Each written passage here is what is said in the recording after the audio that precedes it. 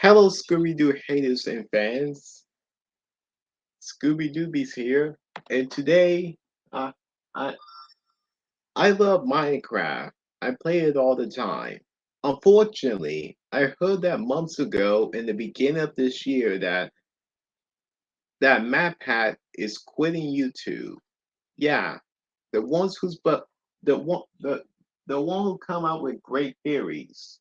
And for once, I saw a lot of Scooby Doo theories, and guess what? They're hilarious. They don't make sense. It's so stupid. Some were canon, some make sense. But most of them are so stupid, like this guy saying that Scooby Doo is Shaggy's imaginary friend, saying that Scooby Doo doesn't exist, when his whole series was named after him. That um saying Shaggy's gay and all that ridiculous, hilarious theories. Like, it's so hilarious. Anyways, now let's get right to it. Oh, right. I love Minecraft. I played it so many times.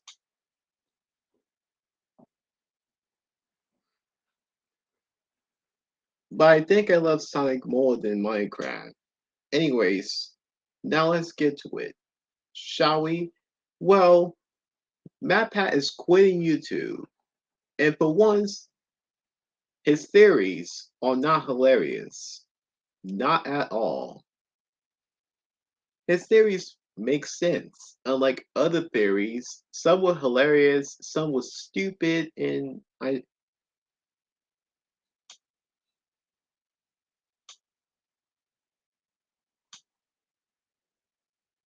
so yeah. But MatPat theories make sense. Finally. Unfortunately, he's quitting YouTube. He's quitting YouTube because I don't know. I forgot. A lot of people are quitting YouTube beginning this year for some reason. I don't know why. Anyways, what we're truly doing is looking up the lore of Minecraft. That's right, Minecraft, the lore. We already covered the Five Nights at Freddy's. Now we're doing Minecraft.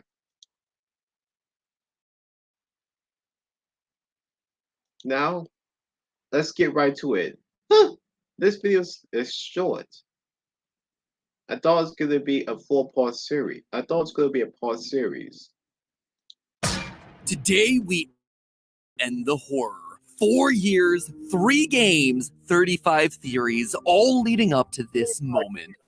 Hold on, haven't we done this intro before? That was for FNAF. This is Minecraft. It's totally different. Oh.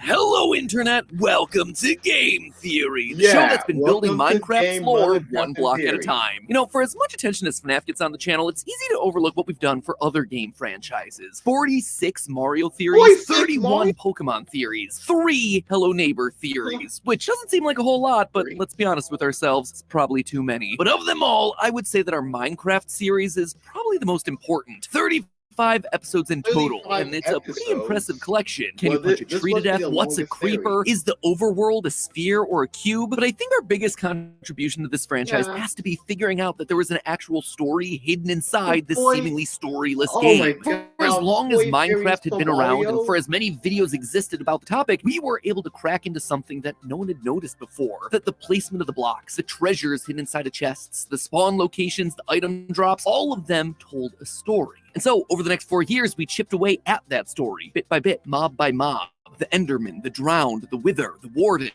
And over the years, a story came into focus. A story of an ancient civilization's rise and their tragic fall. A tale of hubris and excess. A tale that serves as a warning to us, the player, out here in the real world. Except there is just one problem. 25 theories, it's a lot to keep track of. And just like we often see with FNAF, I started seeing a number of comments over in the subreddit begging me to set the record straight, to make one up-to-date definitive resource compiling all of our theories into one coherent location. So I put all these theories onto the crafting table and enchanted them with Efficiency 5 to turn those 35 theories into this one easy-to-digest 25, 30-minute-ish video. Not exactly sure where it's gonna land. Anyway, we'd best gulp down that potion of swiftness if we want to get through all of this. Okay, you ready? Well, not quite, because before we get to all that, I just wanted to quickly tell you that the FNAF Theoryware line is officially back for a limited time. So if you missed out on it last time, don't let this one pass you by. Head on over to Theoryware.com now and grab them before they're really gone forever. Okay, now we're ready to build up on that Minecraft lore. Let's go. I always want to know the timeline. Our story begins with Minecraft Legends, a game that only came out in April of last year, but gave us a lot of lore to chew on. The overworld's in danger. The piglins have come from the nether and are now invading the overworld. While the game puts the invasion down to greed, I have a suspicion that it's due to something else. Sure, the piglins are greedy for gold. We see that in vanilla Minecraft, and there is plenty of gold in Minecraft Legends, but the nether isn't exactly low on that stuff. They don't use things like diamonds or iron or tools or armor. They just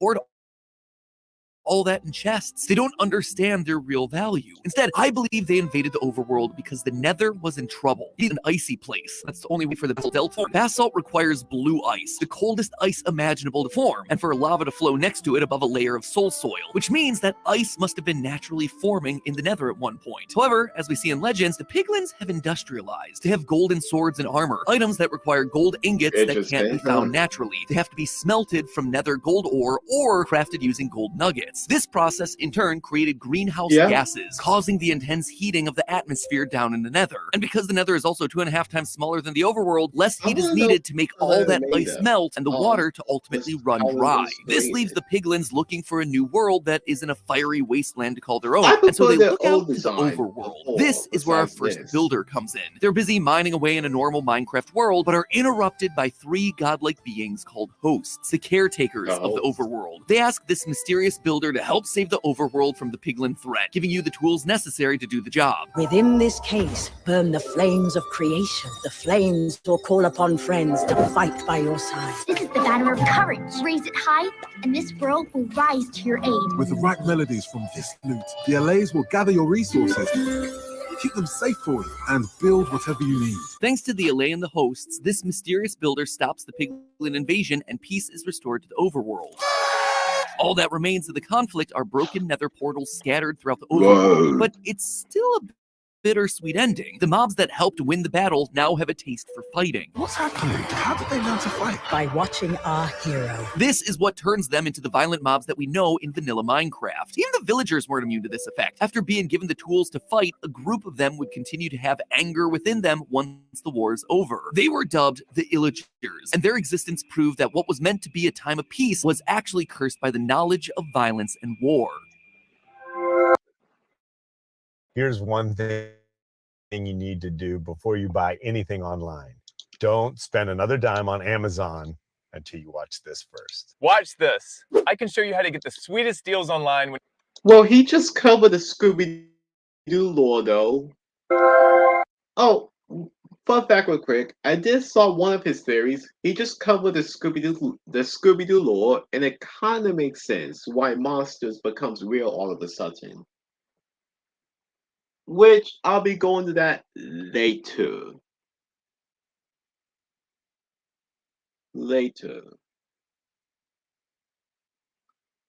I mean, soon.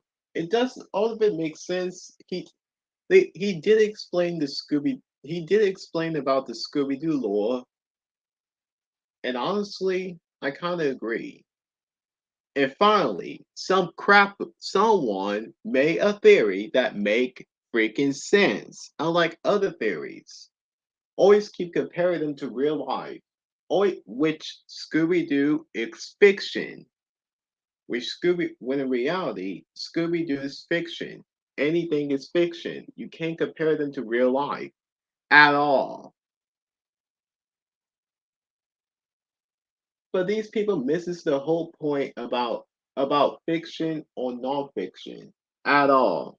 Once there was a stupid theory saying the Velma series is canon when it's not. It's an adaptation.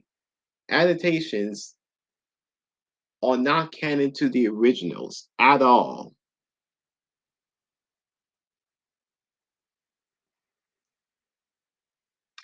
But this guy, Bus.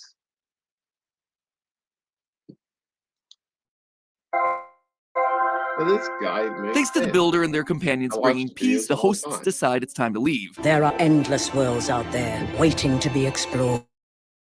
Letting the builders be in charge of the world. So, when it's first called Rat, they start civilization first of ancient builders from the parts of the ancient builder society. Sorry.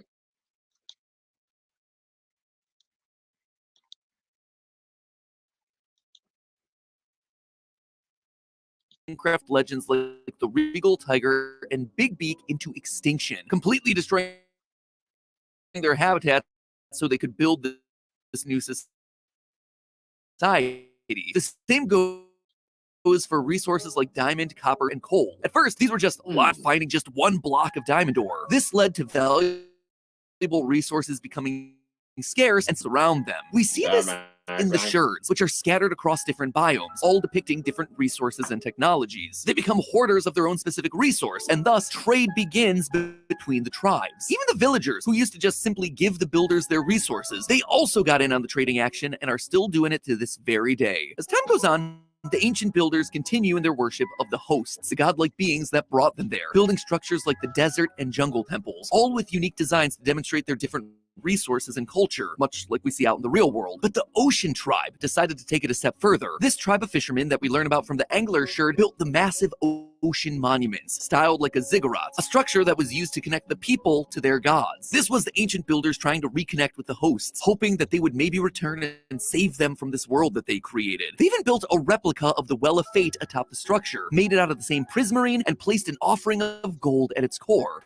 the spoils of their victory against the piglins, all in the hope that it would bring the hosts back. What they don't realize, though, is that the real monster isn't other tribes, it's themselves. The fishermen continued to destroy the natural environment for resources, crafting and smelting tools and ore, causing pollution and eventually leading to massive flooding. They try desperately to protect their monuments, these temples that the hosts may one day return to, and so they fill these monuments with sponges, trying to hold back the rising water, but it's too much for them to handle. The water keeps rising, and they can't hold it back from filling the monuments. But they don't give up. Pottery sherds found in cold underwater ruins like Blade, Explorer, and Plenty revealed that this tribe was more than just fishermen, they were pirates. They would go from village to village trying to gather resources that they had squandered, which led to other tribes like the Desert Tribe fighting back. Mine and prize sherds found in the desert temples depict the tribe creating mine shafts, now needing to go deep underground to find the precious materials that were once so easy to find. So with pirates on the loose, looting and pillaging, they needed to find a way to protect their resources, and they found that protection with a creature that they once called an ally. We see their face chiseled into the sandstone walls of their temples, a creature with the ultimate defense system, the Creeper. The Desert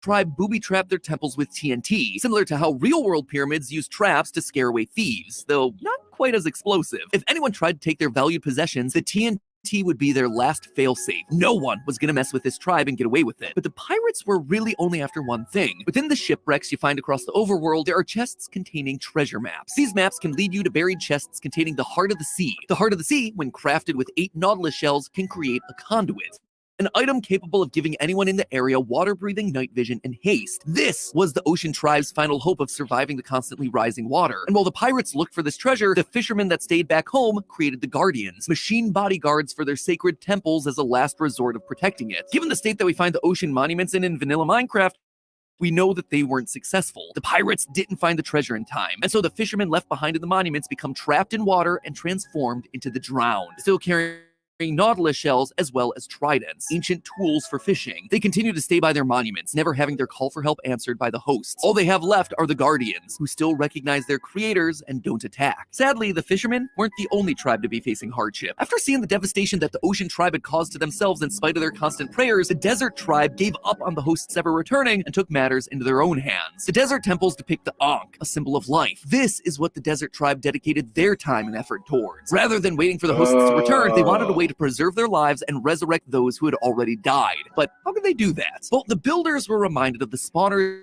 given to them by the hosts. These spawners could create mobs from nothing but stone and wood, but they required an energy source to fuel the flames of creation, and that fuel was lapis lazuli, and the only way they knew how to get it was from war, killing piglins. That's when the desert tribe realized something that ancient cultures in our own world used to believe, that lapis contains the souls of gods and monsters. This is what the ancient builders needed, and to get it, they needed to go to the home of the piglins to collect more of this magical stone. They needed to go to the Nether. If this is not Arby's 2 for $6 crispy fish, throw it back. Ever felt trapped by endless ads while watching your favorite videos? One click on privacyadblocker.com and say goodbye to. Once the builders arrive in HE double hockey sticks, they set up a camp, knowing that this is going to be a long journey. The Nether fortresses to store the resources with the saddle and iron. Way away and gets harvested by the builders. They destroy the piglin bastions, they kill the piglins within to use their souls in the lapis to create life of their own. But the plan doesn't quite work. The dead piglin souls don't turn into lapis as they did before. Why? Well, it's because the souls work differently in the Nether. Rather than forming into magical stones, they transfer into the ground, into the sand. As their comrades fall, their souls are sucked from their bodies into the ground to create soul sand. It's then that a new mob's created, the Wither Skeleton. Suddenly, the ancient builders are left fighting against the bodies of their own fallen warriors, without souls but still clinging on to their purpose, defending what they had once built themselves. The ancient builders had not only sucked the land dry of its natural resources, but they also accidentally created mobs that made the already deadly landscape even more dangerous. They do eventually return to the overworld, and they come bearing riches, blaze rods, netherwart, ghast tears, all containing magical properties. And so the builders begin to brew potions, depicting the achievement in the brewer sherds. The ancient builders were now able to surpass their physical abilities. They could be faster, they could resist lava, they could even regenerate themselves. The only thing they hadn't conquered yet was death itself. And so, equipped with soul sand and a bunch of wither skulls, they press on with their experiments. They combine the life-giving soul sand with the wither skeleton heads of their fallen comrades, carving its face into the red sandstone walls and depicting their worship to it on sherds. They could take care of themselves, and now armed with the knowledge to create life itself, they thought that they had finally done what the gods could not all those years ago: protect the overworld. As they placed the final head, there was a flash of light and a roar. The Wither was born. But despite their success, their hubris would ultimately be their downfall. The Wither was uncontrollable. It destroyed the cities that they'd created, leaving nothing in its wake. Not even the other tribes. The destruction was like nothing ancient builders had ever seen before. And so they did the only thing that they could do. They ran. They ran deep underground, where the Wither's blasts would meet more resistance from the stone and deep slate. But their persistence never wavered. They would have to find a way to fix this. They would be able to return to the overworld. They had to make this right, no matter the cost. Once again, the ancient builders were forced to start over, rebuilding a civilization that we now know as the Ancient City, a wide underground space that contains fragments of the builders' past adventures. Items like soul lanterns and soul torches are used to light the city, powered by the souls from their time in the Nether. Enchanted items and potions of regeneration from their successful experiments of brewing can be found in the chests. Despite the circumstances, the builders found happiness. They would dance in the streets with music from Disc 5 playing in the background. At least they would, until fate once again came banging on their door. A builder would go off mining some materials one day when they would hear something familiar, something that sends a bolt of fear through their bodies. The Withered found them. He ran home to warn the others. The city sounds the sirens and soldiers begin to march. The ancient builders are preparing for war once again. The explosions grow louder and louder. The Wither is slowly blasting its way through their intricate cave system. Fortunately, they'd planned an escape route. In the center of the ancient city is a large circular structure. The smaller versions of these found within the game files call these small portal statues. And if these are in fact small portals, then the large one in the city center must be a real portal, a big one. Underneath the portal, redstone circuits are found. These were experiments using different kinds of power output to try and ignite the portal, but up to this point, nothing had worked. So instead, they decided to turn to the most powerful source of energy they knew of, souls. Directly underneath the portal are blocks of soul sand that are lit. As the Wither gets closer and closer, breaking through the final wall into the city, the portal finally ignites. But instead of celebration, there's nothing but stunned silence. Something is coming out of the portal. A horrifying creature with no eyes that lives off the power of souls, storing them in its chest cavity, the Warden. Now they're just left with the Godzilla vs. King Kong situation, two powerful beings duking it out. And then the builders hear it, a cry that they never thought they'd hear, the death cry of the Wither.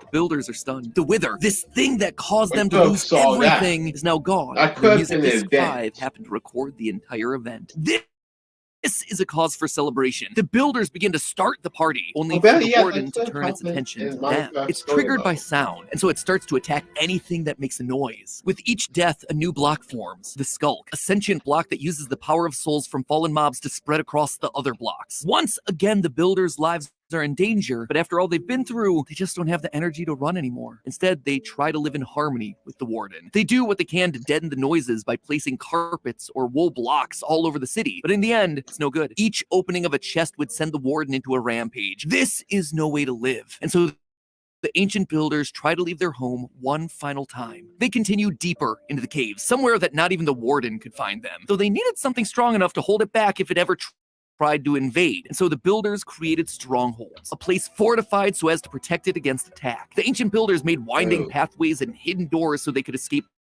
the Warden should it ever break in, and the builders made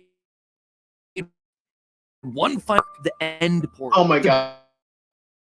Builders bid farewell to the overworld and jump in, not knowing what might be waiting for them on the other side, and also unsure if they'd ever be able to return. Enderman. Oh my. The United States Postal Service, built for how you business. Only if I turn supersonic to get out there.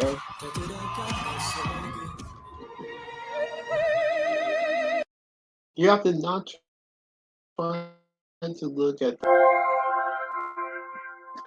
The ancient builders enter this vast void of open space and begin to set up their new lives, building fortresses to house their resources, loot chests containing enchanted armor and weapons, diamonds and diamond-plated armor, more advanced tools since the days of the Nether, ready to conquer whatever fearsome foes might come their way. Enter the Ender Dragons. And that's dragons, plural. Thanks to the amount of Ender Dragon heads mounted on end ships, we can tell that this used to be a plentiful species. The ancient builders came to the end and saw these majestic beasts, how they had complete control over the skies, and they wanted that power for themselves. They wanted to conquer the sky, which until now had been impossible, so they hunted down the dragons and used their wings to create Elytra, another resource found in the end ships. These were the builders' prized possessions, so they continued to hunt these creatures to near extinction, much like they had done with other species in the past. It would seem that history continues to repeat. But the builders eventually realize that they're making a mistake. They see how they're bringing an entire species to extinction, and they want to right their wrongs. They use their technology and knowledge from past adventures, using the regenerative powers of the gas tier to create end crystals atop tall obsidian pillars. This will continually regenerate the last Ender Dragon, ensuring that it never dies. The ancient builders can now rest easy knowing that they had saved a species, sort of. Without a mate, would always have a population of one. And it seems like their sins eventually caught up to them. Food was yet again becoming scarce, but not all hope was lost. Defeating an Ender Dragon creates a portal back to the overworld. A few brave souls go through, but most others stay in the end. Although they were running out of supplies, there was one crop that was endlessly plentiful, chorus fruit, but it had some strange side effects. This constant diet of a fruit with teleportation properties causes the ancient builders to slowly evolve into the Enderman, now able to teleport across time and space itself. But this comes at a cost. With this transformation, they slowly forget how to build, though they never truly forget how to pick up the blocks. And this is where the ancient builders spend the rest of their days, a race teleporting through time and space, picking up blocks, the remnants of a once great civilization brought down by their own pride.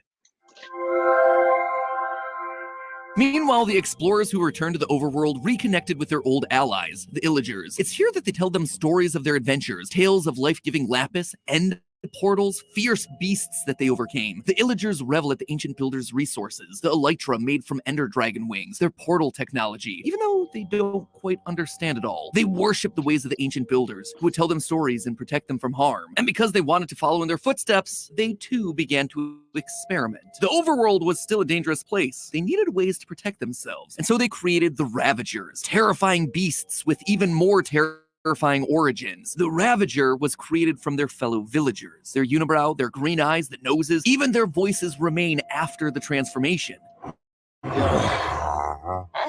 That wasn't the only thing that they did to these innocent captured villagers either. In the woodland mansions, large woolen heads of illagers are found. And in the center of the head is a block of lapis lazuli. The illagers knew that the ancient builders saw lapis as a magical resource, so they took it and injected it directly into the brains of villagers in the hopes of gaining its incredible power. And you know what? It worked. The Vindicators were born with incredible speed, power, and eyes that changed from emerald green to lapis blue. This was the last straw for the villagers. According to the mob bestiary, these are the unspeakable acts that get the illagers cast out from regular society. From here, they would form their own civilization, wandering into the dark forests and taking over the woodland mansions, continuing their pursuit to bring back the ancient builders, whatever the cost. They become what's known as a cargo cult, where a group of isolated indigenous people begin to imitate the practices and technology from more advanced societies, despite not understanding how the technology works. The illagers would make structures like beds, maps, even end portals, but none of them work because they're only made out of wool. The illagers don't understand the true nature of these items. But while those don't work, they are able to figure out the secret to new life, and they harness that power in the form of totems of undying. They use this power to create the Vex, the Phantoms, and they even try to create a new human. A new race of ancient builder. They try to create Steve. Throughout the woodland mansions, there are stacks on stacks of blue, cyan, and light blue wool. These are the same colors that Steve and his ancient builder ancestors wore. This was going to be their final experiment, using these woolen blocks and their powers over life and death to become gods, to create their own race of ancient builders. Little did they know that the ancient builders did this exact same thing all those years ago. And sadly, history would repeat itself. After the dust settles, what stands in place of the wool isn't a new race of builders, but instead zombies. The overworld now has yet another dangerous mob to worry about. These are the people who help you stay well, searching lower prices and brands you love on the shelves, behind the counter or in the aisles. Healthier's better when it happens together. CVS Pharmacy. Healthier happens together. Arby's 2 for $6 crispy fishing season is now open. Anyways, sorry about that. Where am I? Oh, crap. And thus ends the story of the ancient builders and their influence on the overworld, a land that now lies in ruin, a shell of its former self. And yet, despite every heal,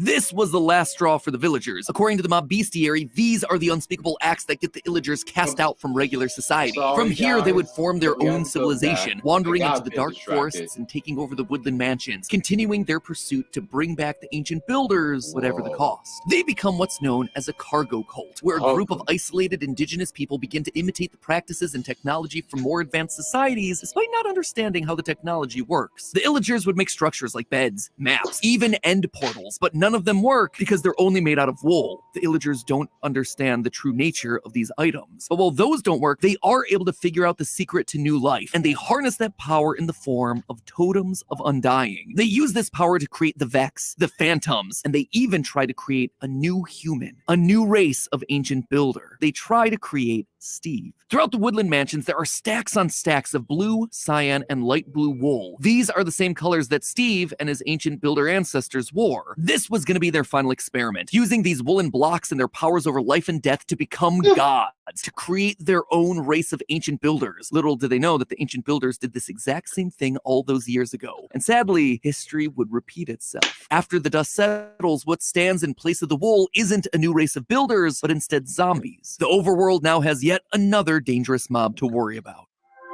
Zombies. And thus ends the story of the ancient builders and their influence on the overworld, a land that now lies in ruin, a shell of its former self. And yet, despite everything, hope isn't lost. With the ancient builders gone, the overworld has had a chance to heal. There's no one left to overharvest resources, and so nature begins to return, with the structures built by this ancient race descending into the earth, reclaimed by nature, biomes becoming more diverse. That is, until you show up. The builders' desire for overharvesting resources and creating life continues through their descendants. Now we spend our time deforesting so we can have a nicer new house, gutting the ground of whatever resources are left and killing whatever we see, whether it's hostile or not. It's a story of destruction and selfish gain, of greed and ignorance and hubris repeating itself over and over again. And what's more, this wasn't just a poetic story told to make the game more interesting. The story is a warning to us, the players. Think back to the ending credits of Minecraft. Quote, "Sometimes I wish to tell them this world you take for truth is merely, and I wish to tell them that they see so little of reality in their long dream." These two beings, these gods, these hosts, they're talking about us. The dream is Minecraft, and while we play it, we fail to see the moral that's being told by these two gods, the truth about reality and how this game reflects our own history. In the 8th century, for instance, Vikings used a lot of timber for shipbuilding, construction, and fuel, which led to them deforesting most of Scandinavia. As they started to run out of resources and land, they began to invade the coastal areas of Europe like England, France, and Ireland, only to do the exact same thing again, cutting down the trees until those places began to lose their forest areas too. Sound like the fishermen and pirates from Minecraft? Europe's colonization of the Americas was for similar reasons, to access and exploit the abundant natural resources there. Even today, we're seeing the same thing with deforestation, burning fossil fuels, fighting one another for more power and control, just like we see with the piglins and the builders and the illagers and the nether, the end, and the overworld. It's a cycle of repeated abuse and neglect. Quote again from the end. But it would be so easy to tell them. I will tell the player a story, but not the truth. No, a story that contains the truth safely in a cage of words, not the naked truth that can burn over any distance. We are playing the story, and the naked truth that they're talking about is that our world will die if we let it constantly be ravaged of its natural resources. So maybe the next time you log on to Minecraft, you'll see it a little differently. Maybe instead of a flat, blocky world, you'll see a reflection of your own. And remember, it can be beautiful so long as we, just like Steve, learn from the mistakes of the past. It's been a long trope of game theory to prove to you that the hero of the game is actually the villain. In the game of Minecraft and in the real world, that distinction ultimately falls on us to decide. But hey, that's just a theory. A game theory! Thanks for watching.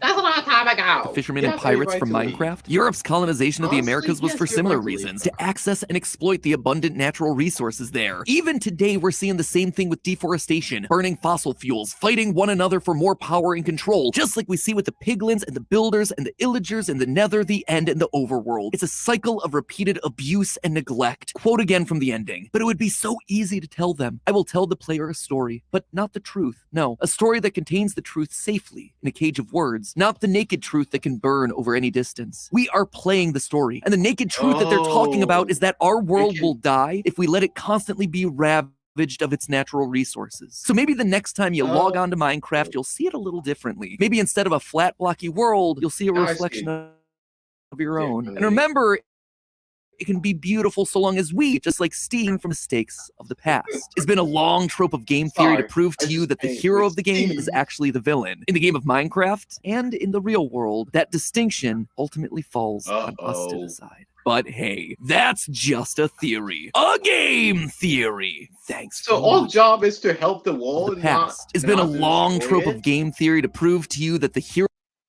So, yeah, you did say the same to Spider-Man, Mega Man, and Kirby, and Phoenix. I don't know. I haven't watched these videos. The hero of the game is actually the villain. In the game of Minecraft and in the real world, that distinction ultimately falls on us to decide. But hey, that's just. We need you to save the overworld. A theory. A game theory. Thanks for watching. Okay. A game theory. Okay, interested. I couldn't tell which law is better, FNAF or Minecraft. I couldn't tell which one's better. Okay, I get it. Interested, yeah. Minecraft, wow. Minecraft theory. Dang. I was not expecting that. We supposed to save our world with. So Minecraft is not just about we can do what we want. No wonder why we existed. They try to make us. They try to make us look like the villains, huh? Anyways, and that's it for this live stream. Even though no one's not watching. How do you guys like it so far? Subscribe to Game Theory. Subscribe to Game Theory. Okay, why am I copying on MatPat these days? Sorry about that. Anyways, subscribe to Game Theory.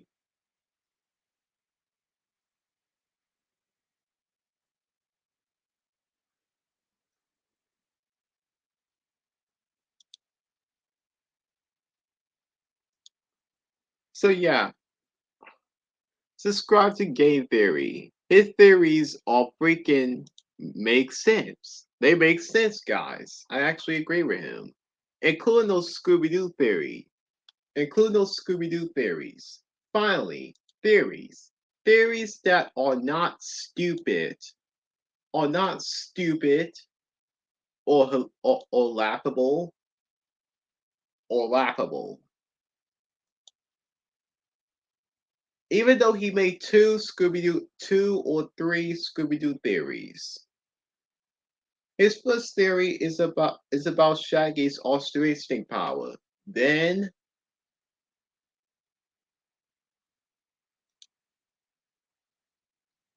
anyways, that's it for today.